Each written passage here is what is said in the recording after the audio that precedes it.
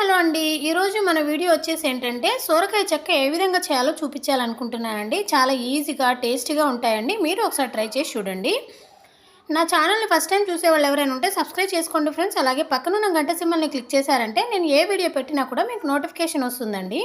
ఆ విధంగా నా వీడియోస్ అన్నీ చూసేయొచ్చనమాట. ఇప్పుడైతే సొరకాయ చెక్కలు ఏ విధంగా చేయాలని చూపించాలనుకుంటున్నాను.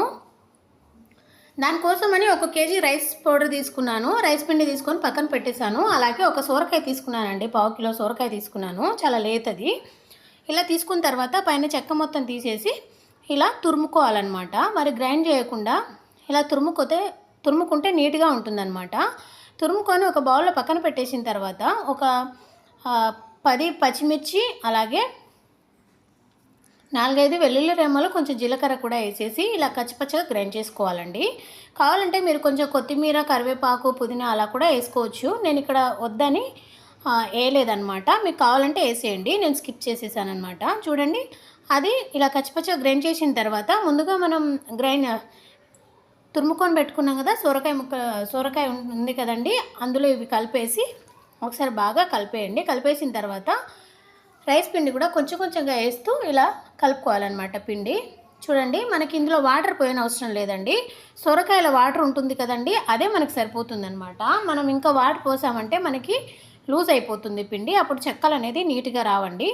గుర్తుపెట్టుకోండి, అది మాత్రం మెయిన్ అనమాట. వాటర్ పోయకుండానే సొరకాయలో ఉన్న వాటర్తోనే మనకి పిండి అనేది కలిసిపోతుందన్నమాట.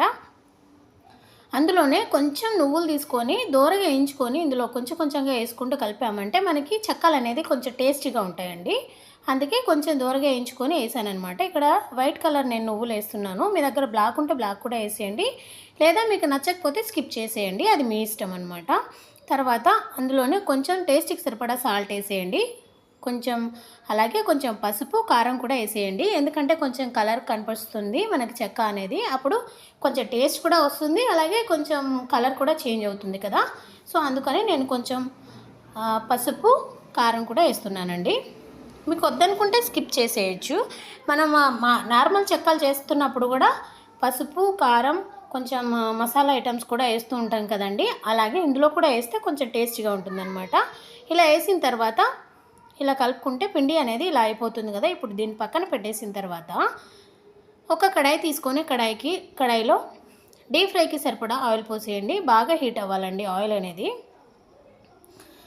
బాగా హీట్ అయిన తర్వాత మనం ముందుగా పిండి కలిపేసి పక్కన పెట్టేసాం కదా, ఒక పేపర్ ఇలా కవర్ తీసుకొని కవర్ మీద మనకి చెక్క ఏ సైజులో కావాలనుకుంటే ఆ సైజులో ఇలాగ పెట్టేసుకుంటే సరిపోతుందండి. ఆయిల్ హీట్ అయిన తర్వాత ఒక్కొక్కటిగా లేదా 2 3 ఇలా వేసేసుకుంటే మనకి సొరకాయ చెక్కాలు అనేది రెడీ అయిపోతాయండి. ఎంతో ఈజీగా, టేస్టీగా కూడా ఉంటాయండి.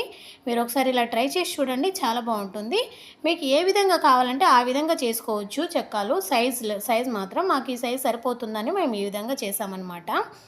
వీడియో నచ్చినట్లయితే లైక్ చేయండి, సబ్స్క్రైబ్ చేయండి ఫ్రెండ్స్, అలాగే కామెంట్ చేయండి. మీరు ఒకసారి ఇలా ట్రై చేసి చూడండి. సొరకాయ చెక్కలు అనేవి చాలా టేస్టీగా ఉంటాయండి. ఆయిల్ హీట్ అయినప్పుడు మాత్రం వేయండి. చూడండి, చాలా కలర్ఫుల్గా ఉన్నాయి కదా. కామెంట్ చేయండి ఫ్రెండ్స్.